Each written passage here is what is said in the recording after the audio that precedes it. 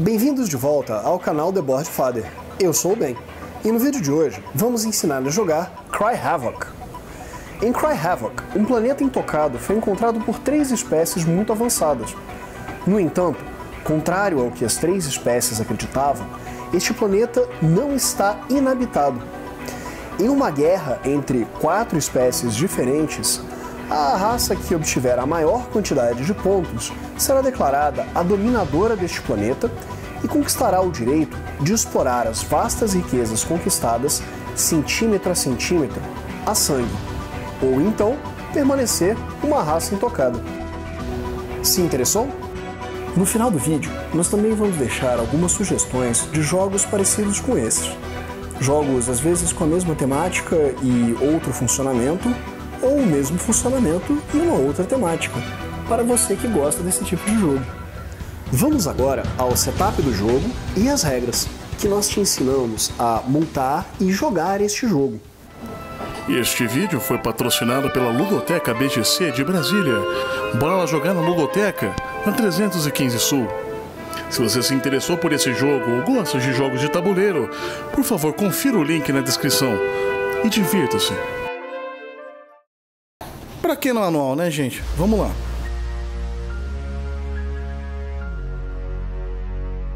Para este vídeo, iremos preparar uma partida para 4 jogadores.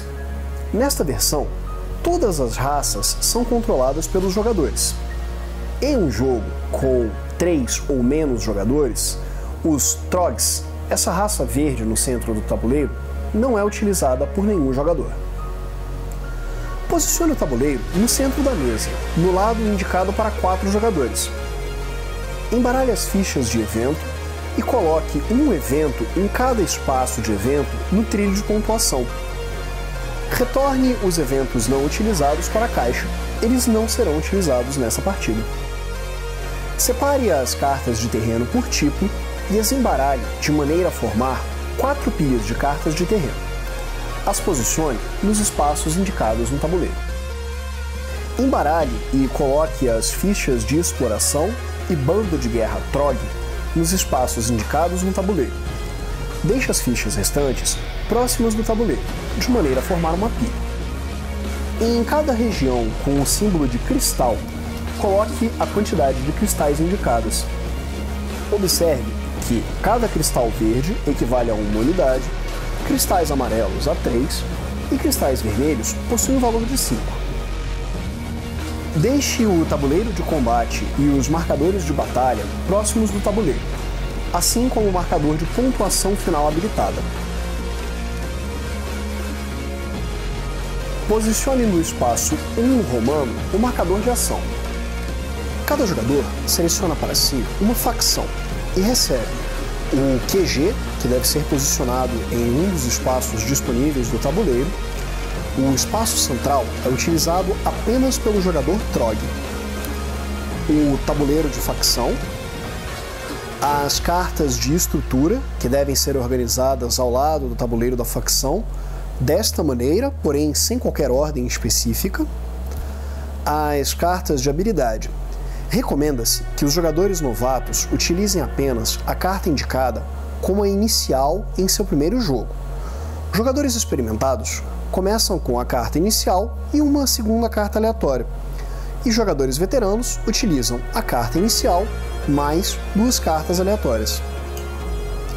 Os jogadores recebem também o marcador de pontuação habilitado na cor de sua facção, cartas de tática, que devem ser embaralhadas e colocadas ao lado do tabuleiro da facção, viradas para baixo e em uma pilha. Neste vídeo, utilizaremos para segurar as nossas cartas este segurador de cartas que foi feito pela nossa parceira Lootcrafters. Verifique aqui na descrição do link aonde você pode conseguir um desses. Cada jogador recebe também as miniaturas do tipo e da cor de sua facção. Coloque 4 miniaturas de cada facção invasora em seus respectivos QGs e 2 miniaturas dos Trogs no QG no centro da mesa. Coloque também os 4 marcadores de túnel dos Trogs nos espaços indicados no tabuleiro e os marcadores de pontuação no espaço 0. Embaralhe os marcadores de cada jogador e os coloque no trilho de iniciativa para determinar a ordem de jogo inicial. Por fim, coloque outro conjunto de marcadores no trilho de baixo, o trilho de ordem futura, na mesma ordem. Agora, você e seus amigos já estão prontos para jogar Cry Havoc. Vamos às regras. Cry Havoc é jogado em 5 ou menos rodadas, com cada rodada sendo dividida em 6 fases, sendo elas: a primeira, eventos; a segunda, comprar cartas; a terceira, ações; a quarta, resolução de batalha; a quinta, prisioneiros; a sexta, pontuação, caso esteja habilitada. Vejamos cada fase em detalhes. Eventos. A fase de eventos é resolvida em 3 etapas. Primeiro, os jogadores devem revelar a próxima pilha de eventos não revelada e imediatamente resolvê-la de cima para baixo. Na primeira rodada de jogo, apenas um evento estará disponível. Depois, os jogadores devem atualizar a iniciativa, e esta etapa também é pulada na primeira rodada de jogo.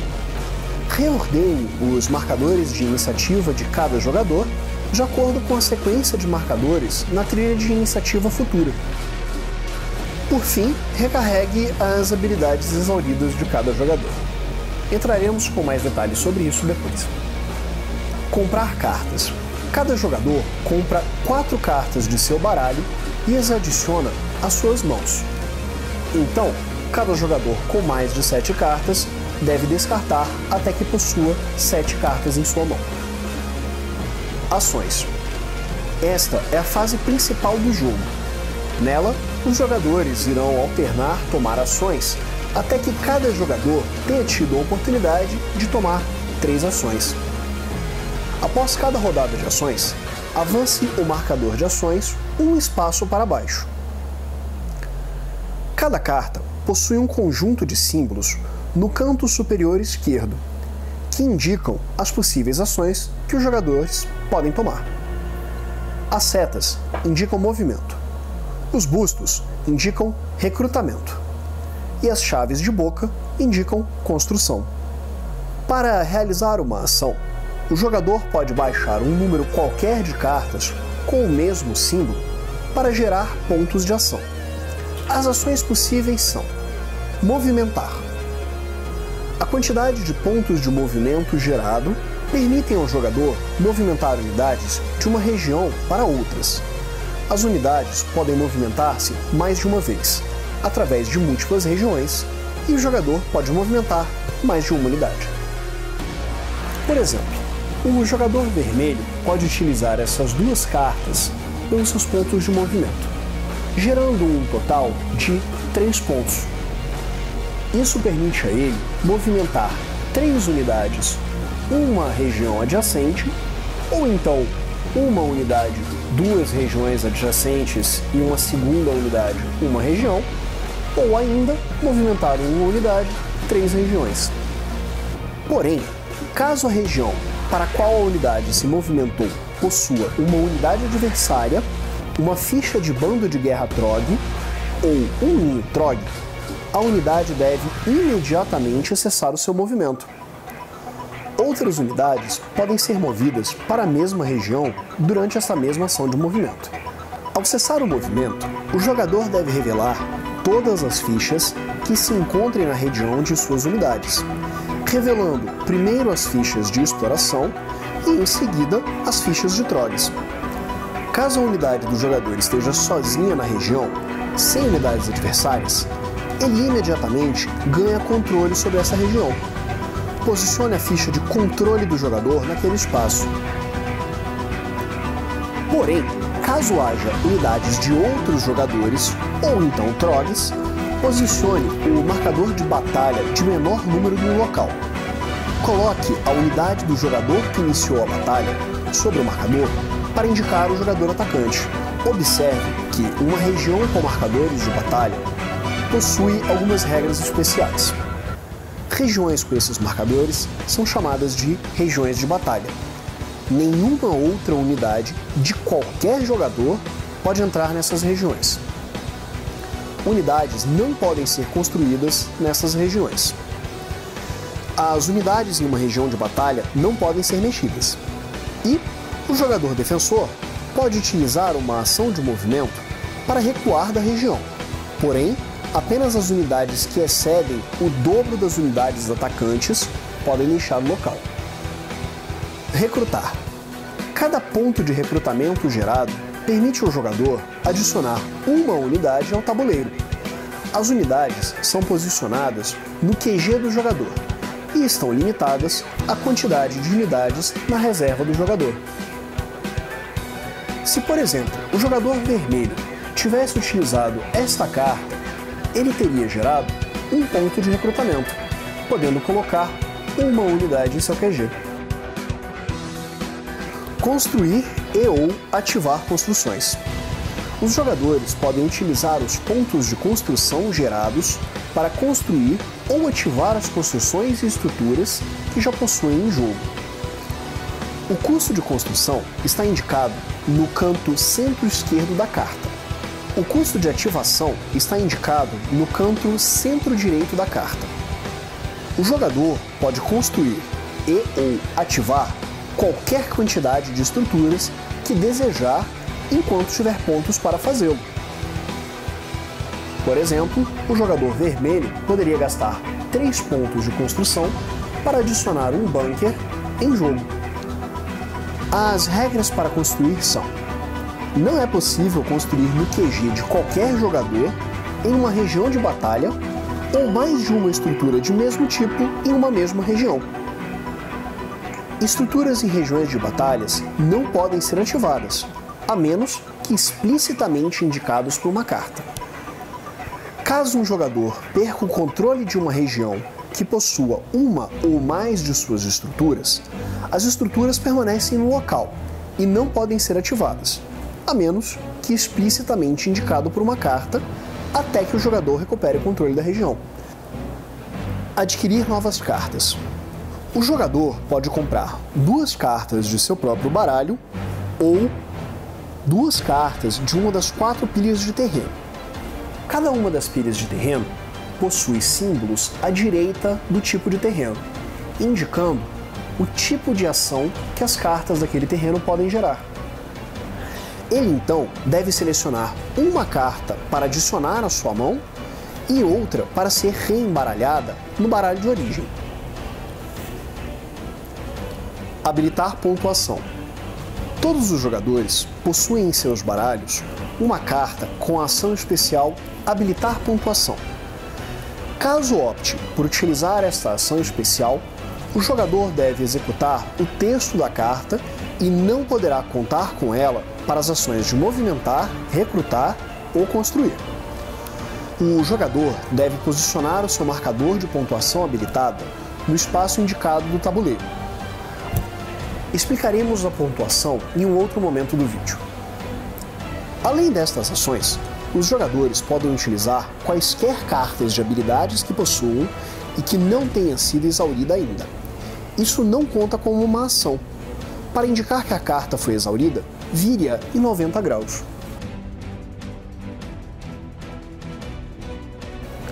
Resolver batalhas. Resolva as batalhas de menor número primeiro e em sequência até o último. Primeiro, adicione um novo cristal à região com uma batalha. Depois, posicione as unidades de cada jogador no tabuleiro de batalha. Para isso, o atacante deve selecionar primeiro os objetivos de batalha para alocar as suas unidades, e depois o defensor deve fazer isso.